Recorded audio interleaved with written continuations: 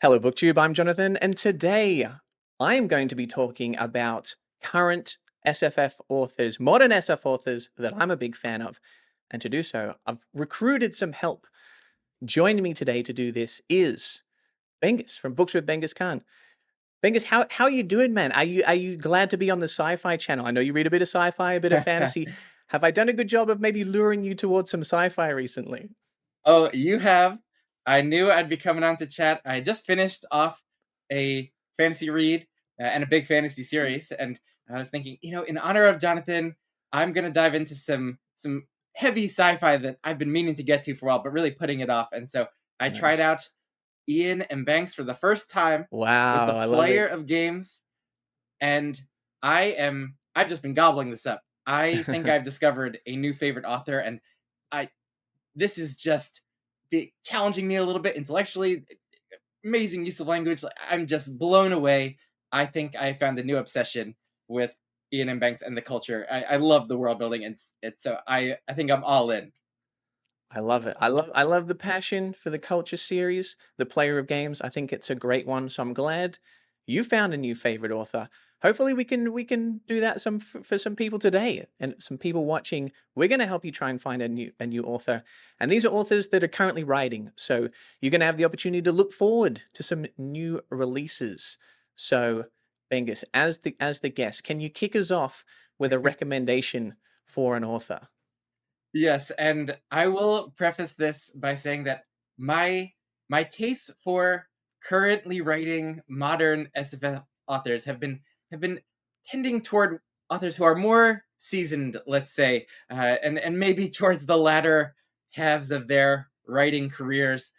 I just have been connecting a little less to younger, up and coming authors, and but they're my authors are still going, they're still writing, they're still releasing, and but in the honor of the spirit of this video of exciting current SFF authors, I think I'm gonna go with my first pick with one who's the the middle of a series that I have been just totally engaged with every book that's come out, and the author is a duo. That is James S.A. Corey, and so Very I'm nice. coming out the gate with a very well known pair of authors. But it's an interesting thing going on. This collaboration between Ty Frank, more the sci-fi ideas guy, and Daniel Abraham, and more the fantasy writer and character and prose guy of the duo, and I've tried out some of Daniel Abraham's fantasy with the Long Prince Quartet, and I actually have not loved it as much as his sci-fi collab work with Ty Frank. Interesting. And so I love The Expanse. I mean, he Daniel Abraham is a mega huge seller with his sci-fi, and more just like a kind of hidden mid-list author of fantasy. And I'm hoping to get into Abraham's newer fantasy, and he's in the middle of a fantasy trilogy series he's working on that sounds pretty cool, the Kithmar trilogy. But honestly, I cannot get enough of the Captives War series, and I think this is Nice. the most dynamite thing that they've done. I think it's just stepped up their game from The Expanse, and I think it will have pretty broad appeal. This just feels like really well-rounded novels that are propulsive, engaging, with interesting three-dimensional cast of characters, really cool world building with the alien beings that we are introduced to, and just a very suspenseful plot as well. And so this is their book one, Mercy of Gods. Book two just released this year, Faith of Beasts, which continued the trilogy in an awesome way. And then they released a novella between the two, Live Suit, which I think is a spectacular piece of just classic sci-fi short fiction. Just it has this really profound kind of idea at the heart of it, that with a great twist at the end, and I think works really great, like a lot of classic sci-fi short stories. And so, if you want to check out what they're doing and not get sucked into like a longer series, I would just go for the Live Suit novella. You could read that first and see if that gets you excited to dive into the actual trilogy. But Ah, I what you like get that. here is just this incredible kind of humans are living their peaceful life in their part of the galaxy, and all of a sudden this powerful alien race comes through, invades, conquers, as they've done many other civilizations around the galaxy, and then they like to use their captives, their prisoner civilizations for to see what they can offer them that's unique. And so they bring That's humans to their home scary. world, and and they're so confident that none of their prisoner races can threaten them. They kind of give their prisoners just free reign in these places on their home planet where they're kind of these giant buildings where they're kind of kept prisoner. But they have kind of free reign to do research and see if they can contribute to the Carrick society, and a lot of the time in the series so far in the first two books is just spent very practically with this group of humans, with like how can they survive, how can they further along their goals and situation, and maybe try to fight back against the Carricks from inside their home world, and become useful to them, so they're not just killed. And I just find this so suspenseful, and it's not nearly as popular as The Expanse, which I guess is Yeah. expected, because it doesn't have a TV adaptation or anything yet, and it's new and it's ongoing. But based on how the first two books have gone and the novella, I just think this trilogy is absolutely amazing, modern, current sci-fi. Wow, I love it. So you might be able to see, let me see, yeah, some of the Expanse spines on the shelf there behind me. So I'm a fan of the Expanse, and I think some of the qualities you mentioned are shared by the Expanse series. Like it's propulsive, it's very easy to read. Like it's fast paced. Even if like there is action, but I don't think this is as necessarily action driven as you might expect. There's sort of like more politicking. It's very character driven, but even those moments don't really feel slow to me in the Expanse. It's always an enjoyable read, and I liked some books more than others, but I felt like it was a pretty solidly, consistently high quality. And I've heard sort of mixed things on this new series, so I'm glad that you're excited about it. You think it's as good, if not better, than the Expanse. So I've been kind of waiting to Yeah. check it out. I haven't read it yet, but I don't know. Maybe based on your recommendation, I need to bump it up the TBR a little bit. And like I said, you could check out the live suit novella Yeah. to see what's going on, with the world building a little bit. And but I think this is tighter than The Expanse. It's a planned trilogy. Maybe the final book coming out next year, possibly. It took 2 years for them to get out the second book, so there's no rush to jump in if you want to wait. But for that finale to come. But I was very happy to reread book one ahead of this one. They read so quick.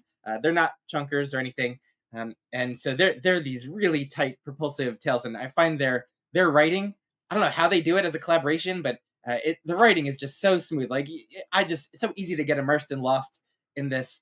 And uh, I think they've just figured out a way to kind of trim all the fat and create this really tight, smaller series. And I love The Expanse, but it was a little up and down for me too. Like you were saying, with some Yeah. books I was more engaged with, some less so. Some villainous characters that felt like a little veer towards cliche. Like I feel like they're doing a great job this time of, just building out really three-dimensional human characters, interesting alien characters all over the place. Just the creature creation is just so creative here, and one of Nice. the highlights, both with the Carricks and their kind of henchmen races that are doing their bidding, and also all the different kind of alien prisoner races that the humans are meeting. It's just there's a fun surprise around every corner. Nice. I'm intrigued by those aliens. I'm looking forward to that. All right. We love it. James S. A. Corey. Well, for my first author, I'm going to go with Ray Nayler. So, Ray Nayler, Ooh. I think his first book came out in 2022, and he's been writing a book a year roughly, pretty consistently since then. That first book was The Mountain in the Sea. I've also read Where the Axe is Buried. I had a novella and another novel just came out this year. I think it's like Palace of the Crows, something like that, which I think is a little less sci-fi, maybe a hint of sci-fi in there, but the two that I've read are definitely sci-fi. So The Mountain in the Sea is a near future sci-fi book. I think Ray Naylor will appeal to fans of sci-fi that's kind of not too far in the future. If you want something that's a little grounded, but sort of, maybe a little predictive, sort of reflective of some things that are going on in society and technology now, he's going to be an author for you because this is set in the near future and there are intelligent androids and also possibly an intelligent species of octopus.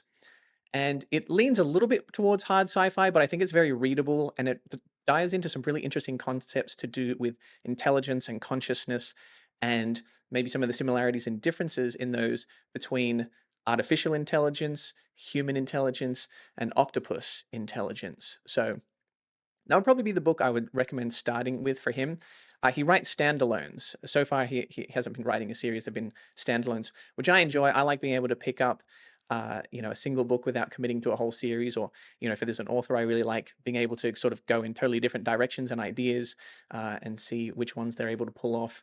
Where the Axe is Buried, I really liked as well. It's kind of a little bit dystopian, a little bit of a political thriller, but also some of the similarities in terms of his approach to science and society and those themes. So, Bengus, have you read anything by Ray Nayler? Does he sound interesting to you? Oh, for sure. I mean, you sold me completely. I have The Mountain in the Sea Nice. ready to go, along with just hundreds of other books that I'm waiting patiently for their turn here on my shelves. But that's one I've been excited for. I've read Children of Memory by Adrian Tchaikovsky. No, sorry, Children of Ruin, book two of the Children of Time series, which involves exploring some consciousness with octopi. That or so that I think I'm fully on board with this kind of exploration, and so yeah, I would love to see a different take on it, honestly, and um, Tchaikovsky has been one that's been very up and down, and kind of like I've been falling out of love with his sci-fi, and so I've been really craving some other, currently writing and releasing sci-fi authors to get attached to. So this is a great recommendation. I can't wait to try out. Yeah, I think that's a good comp. I think if you're a Tchaikovsky fan, you might enjoy The Mountain in the Sea. So I'll be looking forward to your reactions to that one. I know there's a lot of books to get to. Too much good sci-fi, not enough time, but we'll try and help you guys pinpoint some ones we recommend putting at the top of your list. Bingus, who's the next author that should go to the top? All right. So I mentioned I am a fan of some seasoned authors who are still plugging away, and I think my biggest obsession over the past year has been this series, and the author is Lois McMaster Bujold, with the Vorkosigan sci-fi adventure series that is 16 novels, 4 novellas, so 20 books that just were an absolute joy for me to read through. I know I am a big fantasy series reader, as you could probably tell with the books behind me, and so I love nothing more than settling in for the long haul with many books set in the same world, following the same characters, and same family, in this case, the Vorkosigans. And Bujold started her career writing this series in the 80s, and then she ended up, venturing out and trying writing fantasy. And so I would also recommend her epic fantasy, the World of the Five Gods books, Curse of Chalian, Paladin of Souls. Extremely different writing style. You would not know it was the same author, honestly. Just very elegantly done, kind of medieval Spanish set kind of fantasy. And Mm. she has an ongoing novella series in that world that I can't wait to really just dig into, the Penarch and Desdemona novellas, which is what she's been currently releasing over the past bunch of years. She theoretically could find some more stories to tell in this Vorkosigan universe. I don't think she has any plans, so I think the series is complete, and the book she left off on really was a perfect coda for the whole thing. And she was releasing books in that series through the 2010s, and so it didn't end too long ago. And the more recent ones, I think, but books like Memory and the ones towards the middle and end of the series, I mean, she was absolutely cooking with those books, whether it's Cryo Burn and Captain Vorpatch's Alliance and Diplomatic Immunity. So I mean, you have to get through a lot of books to get to the middle of the series, but the payoffs are so huge when you are so invested in this family and these characters, and are settled in with her style and her sensibility, and this just incredible wit that she has. She writes with just a sense of playfulness and fun and optimism, and I think a lot of sci-fi can veer towards dark and cynical, and this is a future where there's a lot of positive aspects to these different societies, and there's really cool world building where there's all these different types of civilizations kind of in contact with each other. More of a militaristic, backwards one with Barriar, and then more of a utopian kind of socialist one with Beta Colony, and a totally capitalist nightmare civilization. And then there's everything in between, and there's a lot of really cool sci-fi ideas explored in some of the different books, like Cryoburn. But I would say the heart of the series is this these propulsive, involving character-centered adventures, and you get some military sci-fi here and there. You get mysteries, and but a lot, some politics. But it's, I would say, just a well-rounded, elegantly constructed, just incredible set of books that are easy to get fully just emotionally invested in. So if I would say, they're far from hard sci-fi, and so if you want to something where you really want to go on this long-term journey with really three-dimensional characters that are interesting, and you can fall in love with, I would say this could be a great series to try to settle into. I love it. Well, I have only read one book from the Vukozigan saga, and that was the Vor game, which everyone tells me was a terrible place to start. Jonathan, what were you thinking? And in my defense, I read it sort of before I got into BookTube, so I was maybe a little bit sort of less well versed in the space. I think I picked it up because it won a Hugo, and I had read somewhere Bujold said that you could start anywhere with the series, and the premise for that one just sounded interesting to me. And I read it, and I kind of liked aspects of it, and I sort of picked up some of the things that you were mentioning. It was sort of like a space opera slash military sci-fi series, but with the focus on the characters. It wasn't hard sci-fi. It's very character focused, and I did like some of the characters.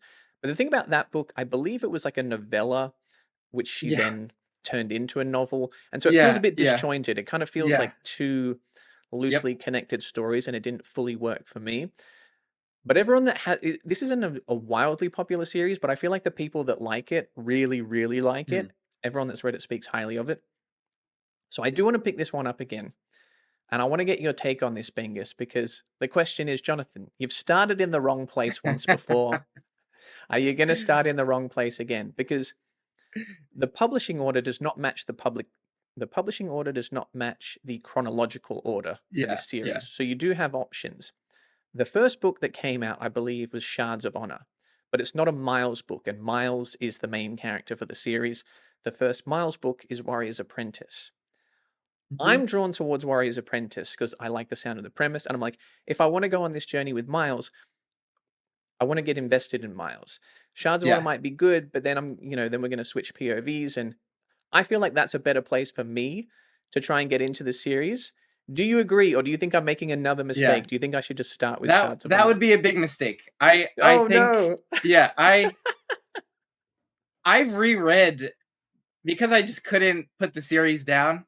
I went back and circled around and reread Shards of Honor, Barrier, Warrior's Apprentice, and Wargame uh, before I kind of let it go and went on to other things. And Mhm. so I have a really feel like good feel for those early books in the series. And so Warrior's Apprentice and Vorgame, I think, are she wrote them early on in her career and early on in the series, and they're some of the earliest books she wrote with Miles as the protagonist. And I think she hadn't fully Mm, figured out how to write that character in the most impactful way. And maybe it's just the place he is in his life. It's very chaotic time in his life as he's just graduating from the military academy and going out on his first missions. And so it's those books are extremely chaotic in feel, and they don't end up, they're not the most representative for the whole rest of the series. And right. Warrior's Apprentice in particular will have much more emotional impact if you go back and read the Shards of Honor and Barrier duology that starts everything off chronologically. And so Mm, that kind of follows Cordelia Naismith, Miles's mother, and I like that was her first book, and it's a really great debut. It's sharp, it's witty, it's propulsive. But then I think she came back after a bunch of years of writing a bunch of other books, try to jumpstart her career, and wrote Barrier. And by that time, I think she unlocked kind of what was going to make this series sing really. And so Barrier is just this incredible book that will follow up Shards of Honor. and kind of closes this kind of mini duology that will start off things and will increase the emotional kind of experience of Warrior's Apprentice 1,000-fold. Like there's A certain things about, thousandfold, yeah, like it not won't even twofold, compare. not No, threefold, no. a It thousand. things will hit extremely hard in Warrior's Apprentice because of those first two books that would just not hit that hard, honestly, for if you had skipped them. And they the characters that get introduced there, it's not like a crazy time jump between the books. So there are going to be characters from those first two books that are going to stick around in the series later. So Okay, that's I good. guarantee that if you end up having a great time with the series, that I think reading Shards of Honor and Barrier first will give you the best shot of maximizing the whole experience. All right, I appreciate it. This is what I needed. I needed the guidance of a Volkozigan expert to put me on the right track, and the right track starts with Shards of Honor. Yes, yes. Okay. Alrighty, well, my next author is T.R. Napa. So T.R. Napa is an Australian cyberpunk author, and he has written a number of books within the same universe, but they're all standalone. So depending on whether you are most interested in reading a novel or a short story or a novella, he has something for you. So the first thing I picked up by him was 36 Streets. This is a cyberpunk book set in Vietnam, and it has a lot of the sort of cool classic cyberpunk tropes. It's violent. There's drugs. There's crime. There's like inequality. There's cool technology, but it's sort of like really infused with just like an alive world to do with the local culture, martial arts, and as well as some more sort of like relevant technological and social issues that are relevant to today. So it's like a fresh take on classic cyberpunk. So I love 36 Streets. I loved The Escher Man, and I also own some of his novellas and collections like The Neon God, Ghost of the Neon God, and This Machine Kills Billionaires, which fantastic title for a collection. I think there's a novel in there and some short stories as well. So Bengus, I believe you mentioned you spent some time in Vietnam. This might be a series that you can connect with. If you're interested in cyberpunk, you might be interested in seeing it play out in that location. Oh, absolutely. You have me intrigued. I have only read a couple of cyberpunk novels in my life, and not very recently either. Like Idoru, many years ago by William Gibson, which was cool, Nice. and then Snow Crash, which I was not a huge fan of. The more humorous, satirical Mm. aspects of that just got a little tiresome for me. But so that maybe turned me off from cyberpunk for a little while. But it's been a bunch of years since Snow Crash. So I think I'm ready to try the subgenre again. And I did live in Vietnam for 2 years teaching English after That's I so cool. graduated from university. So I have a strong kind of affinity and connection to that setting, and have returned a bunch of times since then. And so that this you absolutely have my attention here. I have not really seen anyone else really talking about TR Napper, and so I love that you're getting the word out about this, and I will absolutely be trying this out. I think this is a great place to start for trying to get into cyberpunk, because cyberpunk is a genre that I've always liked, but I'd say in the last 2 years or so, it's become a genre that I've loved, that I've really sort of spent more time going deeper into the genre. And I think some of the classics that I do really enjoy, like Neuromancer, or maybe by William Gibson, or maybe Hardwired by Walter John Williams, they're not the easiest books to get into. They don't hold your hand with the world building. They can be quite complex with the language.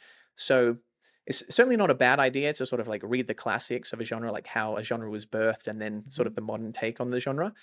But if you're looking for something to get into that I think is, I think the pacing is great. There's good action, good characters. I actually think 36 Streets is a good place to try Mhm. and get into cyberpunk. So whether you're experienced with the genre or newer to the genre, give it a try. Oh, I love it. I love it, and that's a great you know personal rec for me in particular. All right, Bengus, what is your third author? Okay, my next author is one I don't have to convince you on. I know you are a big fan of this series, but I wanted to go with one up and coming younger author, and that would be Christopher Ruocchio with the Sun Eater series, and I am extremely excited about just his new series that he's currently writing. It's going to be a kind of Mediterranean set mythic fantasy, and with his background studying classics, I think, and his writing voice and sensibility, I think he's gonna be a really great, cool new injection into the fantasy sphere. And he's an interesting author in terms of straddling that line between sci-fi and fantasy, and he calls Sun Eater sci fantasy, and I think the overall feel is one of kind of epic fantasy in space, and it's probably as far from hard sci-fi as you could get in the genre, and I just was so impressed when I read Empire of Silence.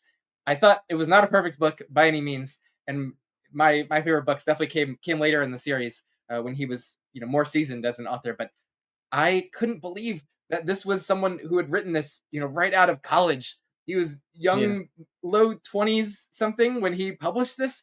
It blew my mind. I felt like this, he was just such an old soul. There was, him writing Tor Gibson here, like, he coming to know him later, and being able to talk with him and watch his interviews, and he definitely is that old soul kind of personality, and studied classics in college, and rhetoric, and so it's in the end not so surprising that he was able to produce Empire of Silence at a young age. But I think he's just a one in a billion kind of author that can produce this at such a young age, and just seeing the series develop and the twists and turns that he took us on, and the scope of this thing, and how he landed the plane in a very satisfying way for me, on these 7 epic books, and just they're very special to me, and like I said, I am super pumped for seeing what he continues to do. Like, I don't think we've seen the best of Ruocchio, and now you're a big fan. We're gonna have to bring you over to the fantasy side once he releases his new series. I don't know about that. Mr. Ruocchio and I have beef. He's obviously Sun Eater, as you mentioned, straddles that line, calls it sword and planet, sci-fantasy, space opera. There's definitely a lot of fantasy elements within sort of a bit of a science fiction setting. But he's leaving us. He's going to the dark side. He's writing a fantasy series. Chasing those dollars, I see, Mr. Ruocchio. Got too big for the sci-fi pond. I get it. I think you'd be surprised if you cross that line, try out a little fantasy. You might be surprised what you find there. Uh, but even if we can't get you there, maybe we could get some of your audience to follow Ruocchio, to the fantasy You're side losing of me things. subscribers. Or unsubscribing, leaving me for fantasy channels. Guys, you got to stay loyal. Team Sci-Fi for life. But even if you just read his sci-fi, I mean, there's a lot there. There's 7 big books, few novellas, bunch of short stories. I mean, this series, I think, is gonna really have some staying power in the sci-fi sphere, and it's cool though that it has that crossover appeal. I mean, it's in terms of the fantasy fandom. I mean, a lot of fantasy readers, read a lot of sci-fantasy stuff like Sun Eater, Red Rising, and it's cool that he was able to reach that kind of broad SFF spec fic audience with this series. Yes. I am, of course, just being silly. Definitely check out Sun Eater. Definitely check out Ruocchio's new fantasy series when it releases. I'm a big fan of the series. I think the ending maybe hit a little harder for you than me, but I don't think we can get into that without spoilers. Maybe we'll discuss that off camera. But there's some great books here. I'm actually a little higher on the first book than some people. I think a lot of people are like, oh, you just got to get to book 2. I'm like, well, I had a really good time with book 1. Yeah. But I do agree there's sort of, he develops as a writer, and I think there's some higher peaks in some of the other books. So if you like sci-fi, you like fantasy, you want to go into an epic series that is finished. All right. There's no concern there. Definitely check out Sun Eater. Alrighty, Bengus. For my next author, I'm going with Emily St. John Mandel. So I Ooh. know some of her earlier books are sort of more in the literary fiction genre, but I'm claiming her as sci-fi because her last couple of books were or included Station 11, which is a post-apocalyptic book, and Sea of Tranquility, which is a time travel book. I love both of them, especially Station 11. I really connected to this one. It is definitely softer sci-fi, more philosophical science fiction, but I just connected so deeply to the ideas and the themes, and I Mhm. was just getting so emotional reading that book. When I finished Station 11, I was sitting and I just felt like I needed to get on the ground. I was like, I'm just going to Wow. lie down for a minute. I'm so overwhelmed. I don't even have the energy to sit. I'm just going to lie down and just sort of let the emotions wash over me Wow. as I try to process what I just read. So I deeply connect to her writing, and she does have another book coming out in September. So you don't have to wait long for this one, called Exit Party, which I believe is sci-fi as well. I think it's set about like 100 years in the future, and like she does with a number of her books, I think there's a number of like characters and timelines that seem separate, and then she weaves them together like the master. I was trying to think of the occupation. Knitting? The master knitting the master knitter of narratives. Knitter of narrative. Is that a good nickname? If there's an Emily St. John Mandel representative watching, let me know. The knitter of narratives. Do you think that's something that might stick? Put that on the book jacket. Anyway, Bengus, have you read anything by Mandel? Another one that's been sitting patiently on the shelf for a very long time. I have Station 11, I think, and Nice. Sea of Tranquility, both. I there's authors that I get kind of psyched to try. I will seek out the books, whether it's at used bookstores I stumble into, or trying to find discounts on Book Outlet, and so I end up being well stocked here at home with books that I'm excited to try. But I am totally sold. I can sometimes be in that mood for kind of literary sci-fi that hits really emotionally hard. I read I Who Have Never Known Men this year, and that Hmm, just utterly blew me away. And last year I did Flowers for Algernon. Also, just nice. and had a nice little cry at the end of that. And every so often, like I don't get emotional that often reading, and I think it when books hit you that hard, it leaves this deep, lasting impact, and I really feel like it changed you in really meaningful ways. So I want to read more books that have that impact on me. So hearing that, this had you, sitting down, processing those emotions, that actually, really has me energized to pick it up. Awesome. I think you'll like it. And I don't know if you've read any David Mitchell, but if there's any David Mitchell Yeah. fans out there, that's a comparison that gets made. And I think it's warranted. I like Mendel more, but I think if you like him, you might like her style as well. All right, Bingers, hit me with your next author.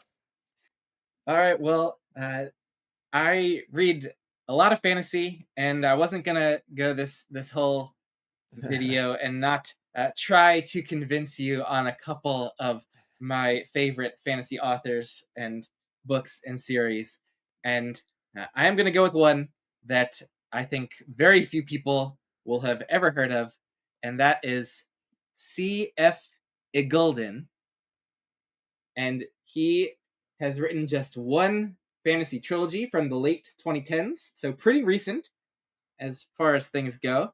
It's this Empire of Salt trilogy with Darien, and Shang, Book 2, and the Sword Saint, Book 3. They're all pretty short, propulsive books. This is one of the slimmer, faster fantasy series you could possibly read, and he is better known as Khan Iggulden, if that last name rang a bell, and a very popular and best-selling historical fiction author over the course Oh, of the last interesting. 25 years. So he's been writing a lot of like ancient Greek and Roman historical fiction. That's what he's been releasing more recently. Did some, I think, Julius Caesar stuff. Did some English historical fiction as well, and Mongolian with the Genghis Khan and Kublai Khan. So he's prolific in historical fiction. And what's cool about Iggulden is that I think he was just writing for the whole start of his career was writing historical fiction, is stuck to the rules of reality, and nominally probably what happened in those different eras and places. And Is he considered at a rebel by the historical fiction fans? I think so. I mean, I don't even know if they read this, because I think what happened was his publisher. I got the sense that kind of publishers, especially in the UK, have done this with Miles Cameron and Christian Cameron. Like, he's a popular historical fiction author, but they made him take a different author name for his fantasy and science fiction Interesting. books. I think his publisher forced him to use a pseudonym and go with these initials instead of just going with Con Iggulden. I think they were not thrilled with the idea of he was going outside his lane. That's making them a lot of money, and so This is like Bob they, Dylan going electric. yeah, exactly. And the thing is, though, like, just like with Dylan, and that change was pretty cool, and revolutionary. I think this fantasy series is electric, and um, but nobody's discovered this. There are these hidden gems, and there not many people have found these and discovered these. I think they got barely any kind of marketing push when they came out, and they're just now these kind of modern fantasy curiosities that are waiting to be discovered. They are so alive with creativity. They move really quickly. You get multi POV cast, and you rotate around. And as with your audience, for sci-fi fans, I think, who might not love the idea of kind of epic fantasy, like secondary fantasy world building, this is so slight on the world building. We kind of are in like an alternate Earth, kind of an alternate version of Earth, and we are just spending all of book one in this city state of Darien, which kind of feels like a pre-modern London type place, with a lot of kind of surrounding kind of rural farmland, and then like some deserts nearby, which kind of give the vibes of like an American West situation. And then a few, like 1,000 miles to the east, is another city state, which is East Asian inspired, that book two starts off in. And the series is about some characters that have to take a journey from Shang to Darien, and then there's a kind of meeting of cultures and characters, and there's this awesome thematic exploration of kind of East meets West going on, especially like by the third book. It's just a really engaging set of books that are hit emotionally hard. That the character work is so non-cliched. They just you set up these characters that you think, oh, I think I know what this kind of character is going to be, and then it ends up having more depth, and just playing out in ways you did not expect. There's this city state is ruled by a bunch of noble families who are keepers of these magical artifacts, and these noble families like don't fall into any of the normal cliches. Like, they're actually trying to govern the city responsibly, and defend the city from threats, and be responsible governors, and just it's full of surprises like that, and nuance and depth that you don't often get in kind of just epic fantasy, especially modern fantasy. And it felt like this author, who was just shackled to like historical fiction for years, finally has the chains thrown off, and he can just let his creativity shine. And he throws so many different awesome creative things in, with these magical artifacts, and a couple of characters have these unique like magical powers. Like, one character can see a few seconds into the future, and then the different powers, Ooh. the magical artifacts, though, are really cool. And there's not that much like crazy fantasy and magical powers, though, that are part of this. It feels like a little bit of like a gritty kind of pre-modern setting, but like that East meets West, where these amazing sword fighters from the East are involved. And it's so hard to categorize this. It's doing its own thing. It's, I think, just a really accessible epic fantasy series for people who don't often read epic fantasy, and just so easy to get into. Yeah, it just and hopefully I can shout to get some people trying this, because yeah, it's just a complete hidden gem. I love it. We love a hidden gem. I had not heard of that author, and I'm a sci-fi fan more than a fantasy fan, but I do watch BookTube, so I'm relatively plugged in to the fantasy scene, and I was not familiar with that author. So I think that's a great recommendation. I think also, if there's any representatives watching, the Bob Dylan of modern fantasy. I think Bengus came up with maybe a slightly better marketing pitch than my knitter of narratives. I did my best. We'll see. We'll see which one of those two quotes ends up on a book cover in the near future. I'm excited about that one. Okay, well, for my fourth author, I'm returning to my homeland. We're going back to Australia with Greg Egan. Greg Egan writes hard sci-fi, and I don't know if he is the hardest sci-fi writer in the world, but I think he is the hardest sci-fi writer that I've read that is also able to capture my imagination with ideas and stories and characters. I'm just so on board with what Greg Egan does because even if he's diving into like pretty technical stuff that I don't understand all of it, I want to learn. And even if after attempting to learn, I don't understand, that's okay because I'm still interested. I'm interested in the overall ideas. I've read 4 of his novels, and all of them have had at least one concept where I go, wow, I will remember this for the rest of my life. I've Wow. liked all the books, maybe some more than others, but everything has something that's like, wow, that opened my mind, or was a new experience, or it's just like a very cool way to think about science and the world. And I think they're all great, but I would say probably, let me see. So I've read Permutation City, Diaspora, Quarantine, and Distress. I probably wouldn't recommend starting with Diaspora. I found Diaspora a little hard to understand and get into, even though I liked it. Any of the other 3, I think, even if you're not super into hard sci-fi, it's worth picking up and giving it a go, just because you can just like let some of the science go, push through, and I think you will be rewarded for your efforts. If I had to only read one, it would be Permutation City. Permutation City is one of my favorite books of all time. Mm. It's kind of cyberpunk, but a little bit more cyber than punk.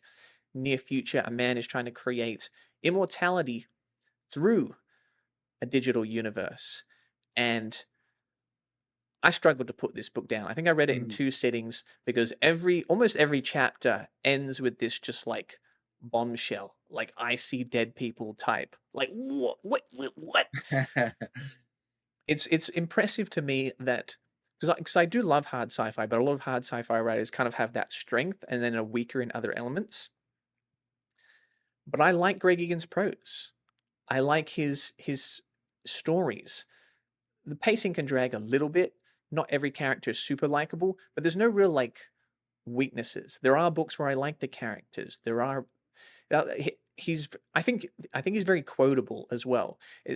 He has a great ability to not just convey a huge idea conceptually, but to just give you this little nugget.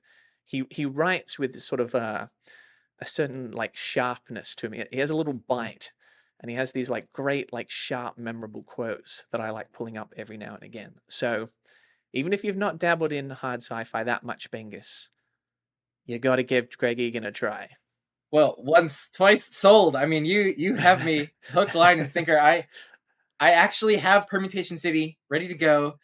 I saw talking that book up on your channel once, and I did catch it at a used bookstore, and I was like, ooh, one of Jonathan's favorite books. I'm gonna grab that. So I do have that ready to go as my first Egan. And just hearing you describe the those sharpness of the writing and the quotable lines, like, it's actually quite similar to the last author that I'm going to talk about on the fantasy side. But you know what? I'm not totally averse to hard sci-fi. One of the Oh series yes, that got very me nice. into reading SFF as an adult at all, if you can tell by the colors of those spines, is the Yeah, Remembrance of Earth's Past trilogy by I Cixin think Liu. And I think you might be able to see it here too. oh yeah. And that I was reading more literary fiction, and after in my college time and after college, um, and my reading was petering out a little bit actually, and I wasn't as thrilled with I think reading those kinds of books, and this totally turned around everything because it exhilarated me reading this epic sci-fi tale, and I even when he got pretty deep into some technical stuff, in book 1 and the sophons and everything, like I was having a blast. And yeah, it's not the most elegantly written ever, but the ideas were just so exciting and tense, and so I I've been kind of getting diverted these past bunch of years into epic fantasy a lot, and but I've read a lot of the I think the really big memorable epic fantasy series that I think I might be tiring out of that side of things a little bit, and now I want to maybe shift towards back towards that hard sci-fi realm. So I think Sounds good to like me. a Do it. you have Don't me double think starting. it. Yeah, Don't think too yeah. hard, Angus. Just do it. So I'm just getting into Ian and Banks now. I mean, I have Greg Egan ready to go. I have Alastair Reynolds ready to go on the shelf. I think I have House of Suns, and some of the Revelation Space books. I have some Peter F. Hamilton. So I'm locked and loaded on the sci-fi. I have Emily St. John Mandel. I have Mountain in the Sea. I have most of these that you've actually recommended ready to go. So now I just got to take the plunge and go fully into the deep end with sci-fi. I love it. We love to hear it. And will we love to hear? I'm sure we will. Will we love to hear your final author recommendation, Bengus? Who is it? Well, this is yet another well-seasoned modern fantasy author. He's on the back nine of his career, but he's still releasing books. And he released one. I think was last year, if I remember when that came out, Written on the Dark. But the author is my favorite author currently, which is Gavriel Kay. And this is one of my favorite books of his, A Brightness Long Ago. And he's more famous for books that he wrote in the 90s, like Tigana or The Lions of Al Rassan. But for my money, some of his more recent releases from the 2020s, like Brightness Long Ago and All the Seas of the World, I think he is still at the top of his game. And Nice. so he's just tremendous. The rhythm, the music of his language is just second to none. He can transport me to this wistful, nostalgic, emotional place like no other author can. And like you were talking about with Egan, he's a really just sharp writer with quotable lines all over the place in his books, and he'll often kind of step back. We'll get kind of inserts from like the omniscient narrator, and step back sometimes from even the characters that we're following with their POVs, and just get really hard hitting, little bits of philosophizing or life reflections. And I feel like when I'm reading Kay, I'm just becoming more in touch with myself, more in touch with the world, just growing as a person, and also just getting lost in amazing tales that often transport you to a particular time in history. There's not heavy fantasy or magical elements to these. In most of the books, the fantastical elements are more just involving like spirits of the dead. Maybe characters who die on the page will then get this incredible scene of kind of their ghost kind of lifting up from their dead body and having this moment of like reflection on their life and what's going on. Sometimes there are some spirits that are kind of sticking around with some of the characters and talking to them during some of the books, and but that's the extent of kind of the fantastical elements of these. And a lot of times you just get plopped down into a historical time like Renaissance Mediterranean and Italy, like with this book, or medieval Reconquista Spain, or medieval France, and Tang Dynasty China. I just read Under Heaven, which is fantastic, and he takes real world historical events as inspiration. And I find it that being transported back hundreds of years into the past can often have that same transportive effect as great sci-fi, which transports us, into the far future. It just is getting outside of my current, milieu, and I think I just love, just escaping my current modern day culture and language, and he's just so elegant with his prose, and I often am gravitating towards, I think, older writers because they have a way with language that often just a lot of the modern, more recent fantasy authors just have this incredibly modern sounding, like 2020s dialogue and sensibility that is just not working for me as well as kind of language that tries to be a little more elevated.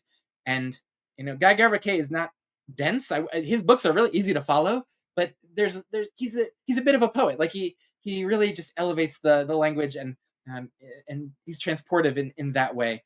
And so for people that aren't into fantasy, I think this could be a very, very accessible author, especially if you want something that hits hard emotionally, that's a little bit more on the literary side of things. And you get to explore very different cultures and places, just more like in the past rather than the future with sci-fi.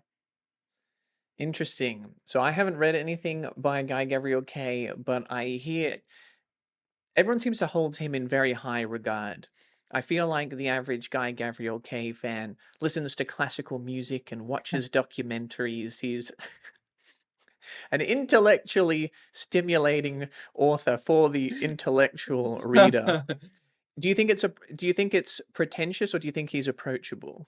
Oh, yeah, I that was actually the same conception I had, and I waited a while before diving in, even though a lot of my good friends had been loving his books, and his books are much more approachable than you'd think, and he Okay, tells good. thrilling tales. Like Under Heaven starts with this character who's the son of a general who's mourning his father by going out to this battleground where his father had fought, and burying the dead who are all laid out by this lake, and they're just bones, and he's out there and trying to bury the dead, and then he gets given this incredible gift for what he's doing of these 200 war horses, and gets swept up in the court politics of China because of this gift that he's given of these war horses. And it's like it was like this thrilling historical plot that he gets swept up in the imperial politics of China.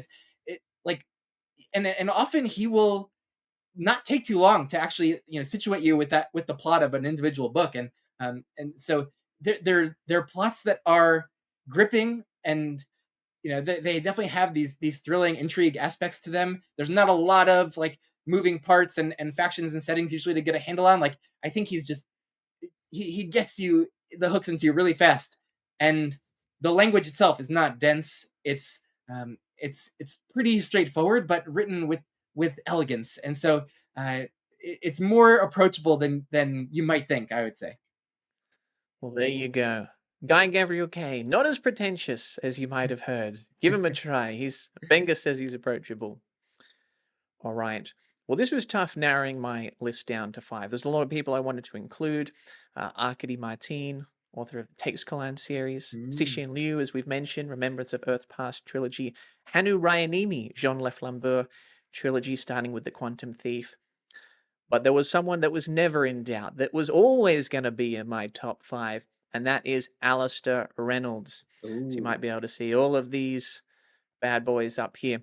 I've read 10 of his books, and I've still got a ton to go, and I'm excited to read all of them because he writes in a few sort of different subgenres, but I'd say his bread and butter is that kind of medium to hard sci-fi within the space opera genre. So he's most well known for Revelation Space, and that's a whole universe. So there is the original trilogy, and with the prequel Chasm City, that was kind of what came out in the early 2000s. But then he added to that with a 4th book later, Inhibitor Phase, as well as a prequel trilogy, the Prefect Dreyfus Emergencies, which are a little bit more detective sci-fi. So there's a number of different places you can start. I'd probably just go with Revelation Space.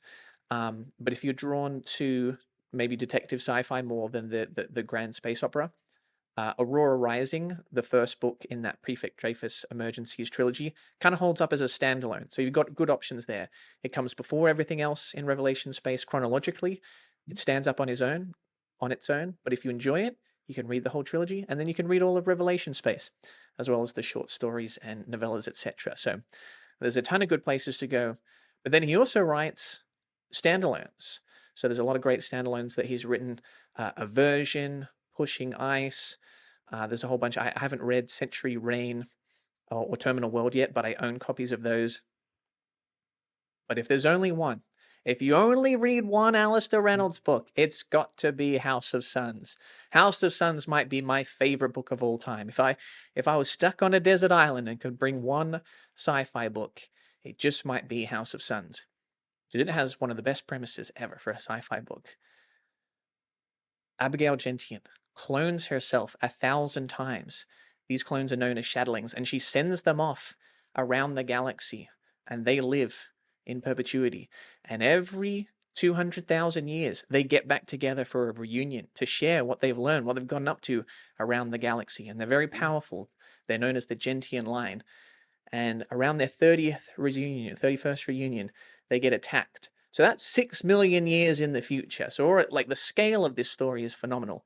Who would attack the Gentian line? Who dare take on such a powerful line? Well, that is the mystery that we need to solve in this book. It is epic in scale. The characters are fascinating because most of the main characters are clones, but they're all kind of different because yes, they share the same DNA, but they have millions of years worth of experience that is singular. So I loved watching sort of like the politicking, the debating between these people who are all the same but different.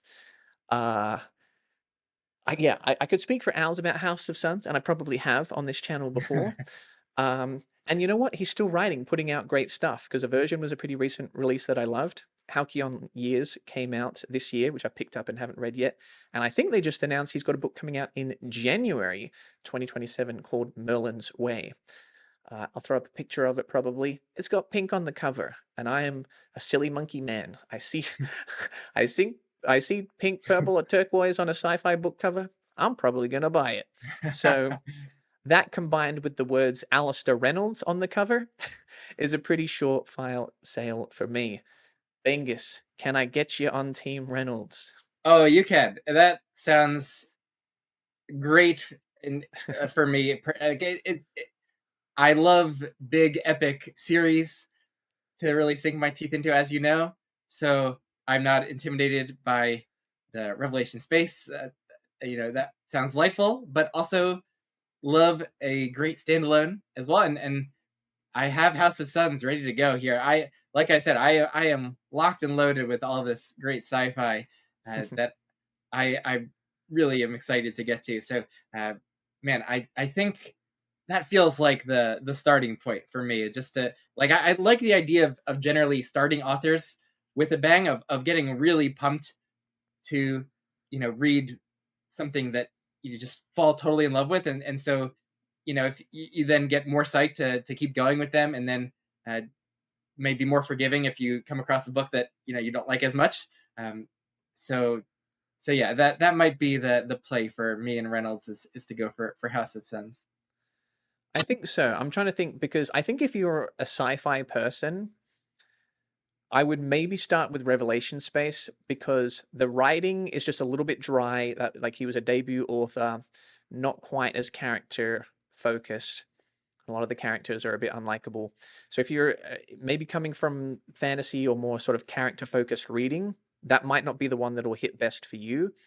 But I think he grows as a writer. So something that came a little bit later, like Aurora Rising or House of Suns, might be a better place to start for someone that still wants the big epic sci-fi stuff, but with a little bit more polished writing and characters. Yeah, that's probably me at this point. Uh, I got to be careful. I ease myself into the hard sci-fi realm a little bit. Yeah. But so far, I mean, it's going great with Player of Games. Like I these hard sci-fi authors have been intimidating for me for a long time, but and I'm finding the character writing to be really scintillating, honestly, in Player of Games. And it's really great character depth, and uh, just incredible use of language, and so I can feel myself getting sucked into this side of things right now. So yeah, I'm going to be jumping on the rest of Banks's books, but mixing in some Reynolds, Nayler, Emily St. John Mandel, T.R. Napper. Did I miss anyone there? I don't think so. Did you say Egan? Oh, Egan. Egan, yes. Yeah. Okay. Permutation City. So I got to expand my scope. I can fall into some ruts of just reading the kind of the same authors, like my favorite authors, and a lot of fantasy authors, write many books in their series, or Bujold with Vorkosigan, and so a lot of my last year was spent reading through all the Vorkosigan books, and then more of her fantasy this year. And but I like discovering new authors too, and for sci-fi, I've been reading a lot of Adrian Tchaikovsky because I started with his fantasy Shadows of the Apt, and then some of his sci-fi became some of my favorite books like Dogs of War and Elder Race and Children of Time, and I just his more recent sci-fi, I've been trying to keep up with the new releases, just have not been hitting the same as his earlier books for me. But he's been like my primary sci-fi author for the last couple of years, and I just I really need some expansion because I've been finding things a bit repetitive with Tchaikovsky. Maybe just his style, or just hitting a lot of the same ideas, and so I think just expanding to new authors is the way to go.